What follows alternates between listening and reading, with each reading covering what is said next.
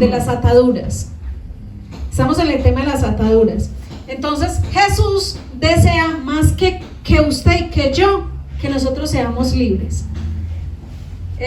Una de las canciones decía: no hay tumba que nos pueda retener, ¿cierto? Una de las canciones decía así: no hay tumba que nos pueda retener. Y se me vino unos pasajes de la Biblia donde habla que Lázaro estaba ¿dónde? En la tumba, ¿cierto?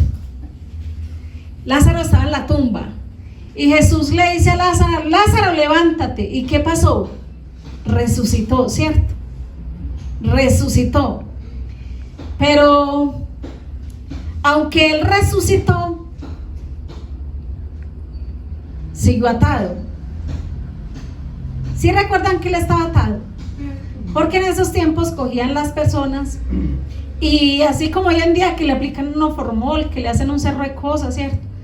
En las funerarias, en ese tiempo se utilizaba era que se le ponían vendas al muerto y se vendaba todo el cuerpo y quedaba como una momia, ¿cierto? Embalsamado. Entonces él resucitó, pero aunque resucitó, él siguió, diga, atado. ¿Cómo siguió Lázaro? Diga, atado. Entonces ahí habla, hay muchos versículos y muchos pasajes en la Biblia, en el Antiguo, Nuevo Testamento, donde habla de las ataduras. Son muchos.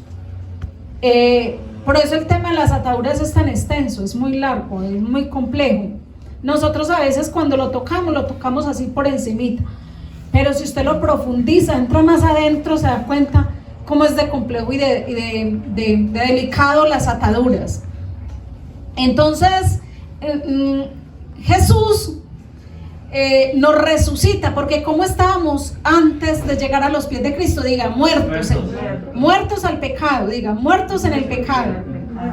Así estaba la iglesia, muertos en el pecado. Y dice que hemos resucitado a vida porque Jesucristo nos dio vida nueva, ¿cierto? Pero resulta que aunque nosotros Jesús nos haya resucitado de la muerte espiritual, a pesar de eso, todos quedamos, diga, atados. ¿Cómo estaba Lázaro? Diga, atado. ¿Cómo estaba Lázaro? Y cómo después de que nosotros somos resucitados por Jesús, ¿cómo estamos? Diga, atados. Entonces son muchas ataduras. A veces usted se pone a ver y son muchísimas ataduras que uno tiene. Porque usted ve, hay gente que es tan amargada y envidiosa y no son felices de ver a los demás que prosperan. Acá en Colombia se ve mucho eso, la envidia. La envidia es algo que corroe mucho al colombiano. Porque ustedes ven que, por ejemplo, muchas personas por redes sociales son desesperados hablándolo políticamente, de que los ricos de Colombia desaparezcan, de que los empresarios desaparezcan, que es que para que haya igualdad, que eso es lo que está sucediendo ahora a nivel mundial, porque la envidia existe en todas las esferas. Hay gente con plata y envidiosa, no pueden ser felices con lo que tienen que estar mirando a toda hora lo de los demás, ¿cierto? Por eso es tan importante que Jesús entre en nuestras vidas, porque es el único que puede sanar todo el corazón de cada uno de nosotros y limpiarlo, desintoxicarlo de tanta maldad que tenemos. Entonces, porque a la luz de la palabra Jesús nos expone todo el pecado, y cuando nosotros nos vemos reflejados en ese espejo que es la palabra, nos avergüenza de saber cómo era nuestra condición, ¿cierto? Y eso nos lleva a que cada día queramos ser mejores y a cambiar esos patrones de conducta y de pensamientos que teníamos, que eran cautividades que teníamos en la mente. Entonces vemos que muchos dicen que no, que haya igualdad, ¿cierto? Que todos estemos por igual, y eso es imposible. Porque resulta que hay gente que es brillante y es trabajadora y es emprendedora, y hay gente que quiere salir adelante. Y hay gente que les gusta hacer pereza y no les gusta hacer nada, les gusta quedarse quietos, a que todo les caiga de arriba, ¿cierto? Entonces es imposible que eso suceda, porque hay gente que sí quiere trabajar y quiere salir adelante, y hay gente que no quiere hacer simplemente nada y echarse en el relajo, ¿cierto? Entonces hay gente que la creatividad les fluye y les salen muchas cosas por hacer. Entonces, hay gente que es pobre no porque es que en Colombia o en Venezuela hay mucha desigualdad. No, hay gente que es pobre porque no les da por hacer nada. Yo he ido a muchas casas donde la gente tiene nevera y la tienen conectada y tienen agua ahí metida, solamente agua y de pronto un tomate dentro de la nevera, gastándose la luz con una nevera conectada, ¿cierto? Y esa luz hay que pagarla. Yo así me toqué hablar con alguien o decirle, le lavo ropa o le aplancho, dígame, ¿cierto? ¿Qué le hago? Me consigo una platica y me hago unos helados y comienzo a vender helados. Comienzo a hacer que esa nevera produzca, ¿cierto? Algo podemos hacer, pero, ¿cierto? Dejarse no morir de hambre o caer en la ruina total. Dígale que eso son ataduras. Las personas atadas no encuentran qué hacer. Cuando yo fui a predicar a Arauca, era muy característico en ese pueblo. Allá la gente se levanta a las 11 de la mañana de dormir. Duermen toda la mañana, a las 11 se levantan. Y usted va y la mayoría de las casas, las neveras son vacías.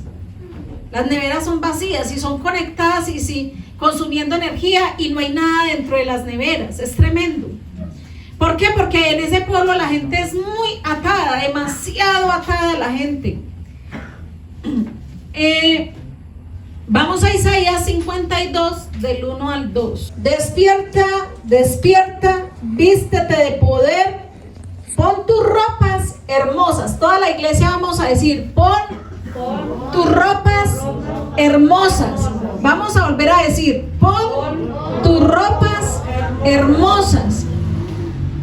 ¿Cómo quiere el Señor que nos pongamos? Diga, con ropas hermosas. Vuelva y repita, con ropas hermosas me quiere Jesús. ¿Cómo nos quiere? Con ropas hermosas.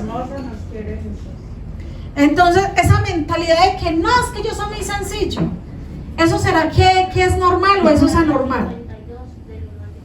Sí, eso son ataduras. Es que yo soy muy sencillo. Son ataduras.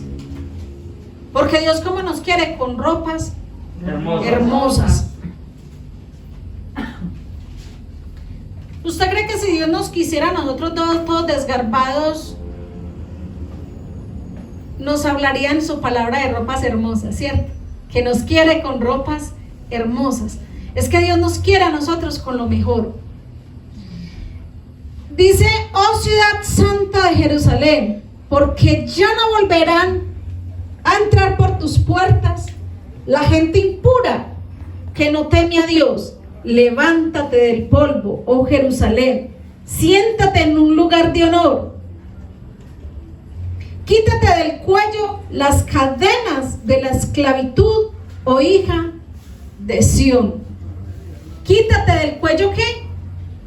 Allá dice, hay en otras versiones que dicen las ataduras. Quítate del cuello las ataduras. Ese versículo nos está hablando que aunque nosotros seamos cristianos, aunque caminemos con Dios y que ya pasamos de muerte a vida, ¿cierto? En Cristo Jesús, porque Él nos resucitó, a pesar de eso podemos continuar, como diga, atados. Estos versículos nos hablan también de que continúa uno atado.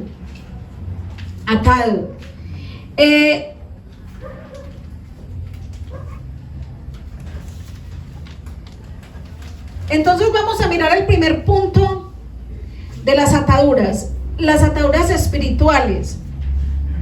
Esas son las ligaduras en la vida espiritual. Vamos a mirar entonces los ejemplos. A veces sucede que nosotros necesitamos o deseamos. ¿Cuántos desean orar? Amén. ¿Cierto que sí? Y reconocemos que hay una necesidad de que nosotros oremos, ¿cierto que sí? ¿Cuántos reconocen que todo cristiano debe servir a Dios? Amén. ¿Cierto que sí? Todos reconocemos que todo cristiano debe servir a Dios, debe ser útil en el reino, ¿cierto? ¿Cuántos reconocemos de que no solamente a Dios hay que servirle, sino que también nos debemos de congregar? Amén. Amén. Todos reconocemos, ¿cierto? ¿Y cuántos sienten a veces un rechazo y como algo fuerte para cuando van a orar? Como que una oposición muy tremenda para orar. Y como que a usted no le fluye mucho.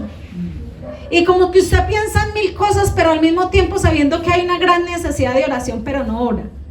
Sabiendo que sabemos cómo se hace, la forma correcta de orar. Dígale que está a su lado. Esos son ataduras. Porque sabemos atar, sabemos desatar, ¿cierto? Sabemos declarar, sabemos llamar las cosas, sabemos cómo se ora. Y son años nosotros entrenados en la iglesia cuando nos enseñan que orar es hablar con Dios. Que cuando yo oro, hago que los cielos se rompan, ¿cierto? Y comienzan a llover bendiciones sobre mi vida. Cuando yo soy consciente, cuando yo oro, hago una cobertura especial para mi casa, para mi familia y para mi vida, ¿cierto? Que cuando yo oro o cuando yo intercedo más bien, hago que muchas personas que están atravesando cosas difíciles o las van a enfrentar, eso retroceda, ¿cierto? Somos conscientes de la gran necesidad de oración, pero hay algo que usted siente que impide esa oración, porque orar es hablar con Dios, es yo comunicarme con Dios. Dígale que está a su lado. Esos son ataduras. Uno ve mucha gente que desea meterse en los grupos de intercesión de la iglesia, ¿cierto? Pero esos son uno de las luchas más fuertes que todos tenemos en la iglesia. De las luchas más fuertes que tenemos en la iglesia es con la oración, ¿cierto que sí? Uno les dice a la gente, venga, a la iglesia hay una gran necesidad de tener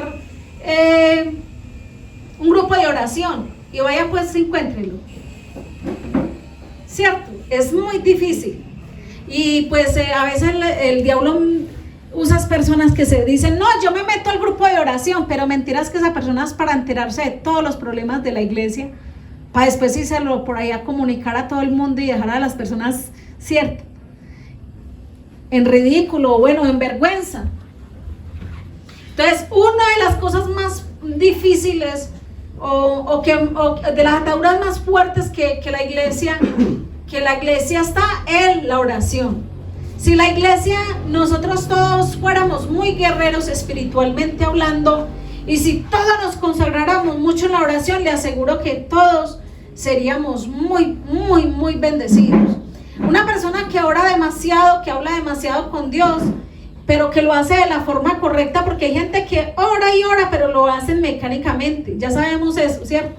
La oración es que yo me conecto con Dios de espíritu a espíritu. Cuando yo me conecto con Dios, si lo hiciéramos de la forma correcta, seguro que todos tendríamos una vida muy próspera espiritualmente hablando, ¿cierto? Y materialmente también hablando, porque cuando yo sé orar, yo desato todo lo que se ha atado, que está en contra mía, y hago que haya una ruptura y recibo las bendiciones, ¿cierto? Entonces, esas ataduras tan fuertes, a veces también cuando uno desea en el espíritu. A mí una persona me decía, ay pastora, es que yo deseo congregarme, pero no sé qué me pasa, pero no. Yo mientras vengo a la iglesia, vengo con mucha dificultad, me siento, pero me gusta todo, la alabanza, como usted predica, todo, pero a mí me cuesta horrible congregarme. Me han contado personas que han venido a la iglesia así, me cuesta horrible, pero yo le digo, pero dígame, ¿qué es lo que usted ha visto? ¿Qué la incomoda? La palabra, no pastora, me encanta como usted predica. Yo, pero Dios mío, ¿qué es esto? ¿Cierto? Que la alabanza, no pastora, también me encanta, me siento súper bien cuando estoy. Pero por ejemplo llega el día domingo, entre semana pues yo no puedo por el trabajo, pero el domingo, cuando llega el día domingo para no congregarse, no, yo siento un bloqueo tremendo, siento apatía totalmente con la iglesia, de no ir. Y a mí me ha aterrado porque a veces ese tipo de personas, a veces hasta mandan el diezmo, que no, venga, pastora, le mande el diezmo para la iglesia, y uno dice, pero Dios mío, manda hasta el diezmo y no viene. Dígale que está a su lado, está atada. Pero ahora 8 días y ahora 15 días les enseñé que cuando uno está atado, ahora 8 días les enseñé, ¿cierto? Que yo me puedo hacer autoliberación. Por una persona que está atada, que siente que no se quiere congregar, ¿ahí qué tiene que hacer? Ahí simplemente opera ahí simplemente opera mi voluntad, ¿cierto? ¿Qué tengo que hacer? Tomar la decisión de congregarme, aunque yo no sienta deseos de congregarme. Así de sencillo. Puede que yo no sienta deseos de congregarme, pero yo debo de ser consciente que si me congrego, la más beneficiada soy yo y mi familia. Si yo soy la luz que alumbra mi casa y yo no me congrego, todos jodidos en la casa, ¿cierto? Entonces, uy, qué fuerte. Yo la verdad que yo nunca en mi vida o sea, lo hace que estoy pastoreando, he escuchado unas cosas y me ha tocado vivir unas cosas que yo digo, gracias Dios mío por darme el privilegio de servirle. Si quizás fuera un miembro más de la iglesia, yo no sabría todo lo que yo sé hoy en día. Porque uno pastoreando, ¿qué será lo que no aprende? Y entre eso he aprendido eso, que hay gente que puede mandar el diezmo, que les encanta la alabanza, que les encanta la palabra de la iglesia, ¿cierto? Pero que el domingo dicen, no, pastora, si usted viera, eso es una lucha horrible, no soy capaz de ir a la iglesia. Y uno dice, Dios mío, ¿qué es esto tan impresionante, cierto? Entonces, yo hace muchos años, y yo les he contado muchas veces eso a ustedes, yo les dije a mi esposo una vez, porque yo veía muchos hermanos, que uno los veía todos en ese juego de Dios, congregándose en juiciosos, y de un momento a otro no volvían a la iglesia, y me los encontraba y le decía, hermano, ¿qué le pasó? ¿Qué le pasó? Que no volví a la iglesia. Ay, no, yo no sé, pero no me dan ganas de ir. Y una vez yo le dije a mi esposo y a mis hijos, les dije, venga, si a mí me llega a pasar eso que le pasó a esa gente, ay, aunque no sea comen como un perro, porque es que no tiene otro nombre, comen como un perro, pónganme en el bozal y cójanme con un lazo y llévenme a la iglesia arrastrando, pero no me dejen por favor en la casa. Hoy yo la verdad se los digo, yo preferiría que hicieran eso conmigo, que me llevaran a la fuerza, hasta que se me pase ese demonio, ese espíritu que me esté dañando, ¿cierto? Y que yo ya me sienta a grado de congregarme, ¿cierto? Prefiero 1000 veces eso. De verdad se los digo de corazón, porque sería terrible yo no anhelar estar en la casa de Dios. Es que es una orden de Dios, estar en la casa de Dios, congregarnos, amarnos los unos a los otros como cuerpo de Cristo. Si no aprendemos ese ejercicio en la tierra, no va a ser salvo una persona. Por eso la palabra dice, mira cuán bueno y cuán agradable es que habitemos los hermanos juntos y en armonía. Si no podemos estar en armonía acá en la tierra, ¿cómo vamos a pasar el reino milenial en armonía? Es imposible, ¿cierto? Entonces desde acá estamos aprendiendo, por ejemplo, la alabanza, acá nos estamos entrenando porque en el reino milenial vamos a estar adorando a Dios por todo el tiempo, va a ser una fiesta continua. Entonces en esa fiesta continua toda la iglesia va a estar con las manos levantadas adorando al Rey de Reyes, que ¿quién es? Jesucristo, ¿cierto? Entonces si no aprendemos ese ejercicio acá en la tierra, ¿cómo lo vamos a hacer allá? No va, es imposible. Mire, yo estaba hace días y les digo que les voy a predicar sobre el reino milenial y vuelves y se me queda, ¿cierto? Pero es un tema que yo les debo a ustedes. Porque cuando yo descubrí el reino milenial, les aseguro, iglesia, que desde ahí yo cogí más respeto por el evangelio. Yo cogí más respeto en el evangelio cuando Dios me dio la revelación del reino milenial, que son 1000 años con Cristo. Porque me di cuenta de que el reino milenial, suceden 3 cosas en el reino milenial. Por ejemplo, comenzamos desde acá, desde la tierra. Primero, estamos en escuela. El reino milenial pasamos al colegio, para que ustedes más o menos se hagan una idea cómo es. Y la salvación eterna es la universidad, cuando usted ingresa a la universidad, ya se gradúa. Pero resulta que los que vayamos mal de acá de la tierra y pasemos al reino milenial, allá va a haber otra zaranda y un colador, y ahí se puede quedar mucha gente en el reino milenial. O sea, no pasan a salvación eterna. Uy, ¿cuántos quieren eso? Yo no quiero eso.